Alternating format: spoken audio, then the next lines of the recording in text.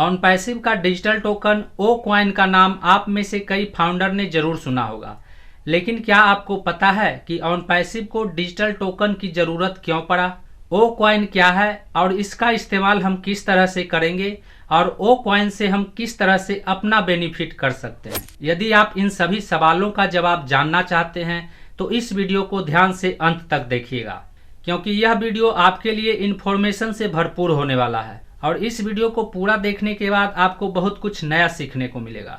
तो सबसे पहले हम बात करेंगे कि ओ कॉइन क्या है। ओ कॉइन ऑन पैसिव का डिजिटल टोकन है और इसका मूल्य स्थिर रहने वाला है, यानी ओ कॉइन के रेट में उतार चढ़ाव नहीं होगा। ओ कॉइन के एक टोकन का कीमत $1 के बराबर होगा। ओ कॉइन डिजिटल टोकन होने के कारण इसका कोई वास्तविक रूप नहीं है।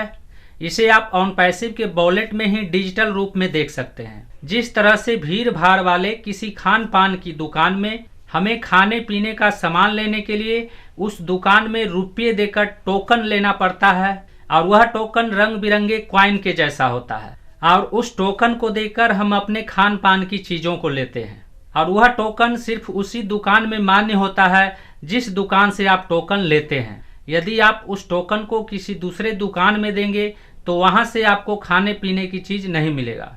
उसी तरह से ऑन पैसिव का यह डिजिटल टोकन ओ कॉइन सिर्फ ऑन पैसिव का प्रोडक्ट खरीदने के लिए होगा। उसी तरह से ओ कॉइन का इस्तेमाल करके रीसेलर ऑन पैसिव के किसी प्रोडक्ट को खरीद सकते हैं। तो अब सवाल यह उत्पन्न हो रहा है कि ऑन पैसिव को ओ कॉइन की जरूरत क्यों पड़ा। तो यहाँ पर मैं आपको बताना चाहूंगा कि ऑन पैसिव में करीब 20 देशों के फाउंडर हैं और उन सभी देशों के करेंसी में समय के साथ साथ उतार चढ़ाव होते रहता है, जिसके कारण ऑन पैसिव के प्रोडक्ट की कीमत सभी देशों के लिए अलग अलग रखना पड़ता। इस बात को ध्यान में रखते हुए और सभी देशों के लिए प्रोडक्ट का एक ही कीमत रखने के लिए ऑन पैसिव को ओ कॉइन लाना पड़ा और इसीलिए ऑन पैसिव ने ओ कॉइन लाने का निर्णय लिया है। अब हम बात करते हैं कि ओ कॉइन का इस्तेमाल हम किस तरह से करेंगे। जैसा कि आपको पता ही होगा कि ऑन पैसिव का ओ कनेक्ट बहुत जल्द लॉन्च होने वाला है और ओ कनेक्ट का पैकेज सेल किया जाएगा और साथ ही आने वाले समय में ऑन पैसिव के अन्य पेड प्रोडक्ट का पैकेज सेल किया जाएगा। तो इन पैकेज को खरीदने से पहले आपको ओ कॉइन का टोकन खरीदना होगा। उसके बाद आप उस ओ कॉइन के टोकन से ऑन पैसिव के किसी प्रोडक्ट को खरीद सकते हैं।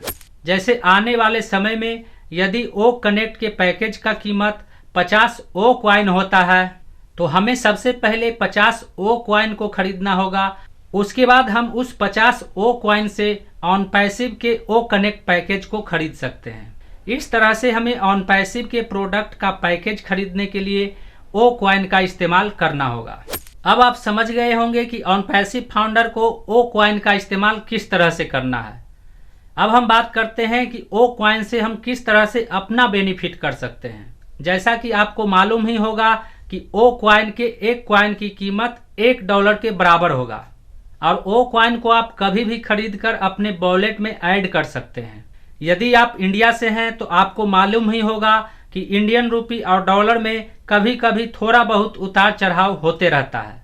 तो इस बात को ध्यान में रखते हुए आपको यह देखना है इंडियन रूपी के मुकाबले डॉलर का रेट कम कब होता है।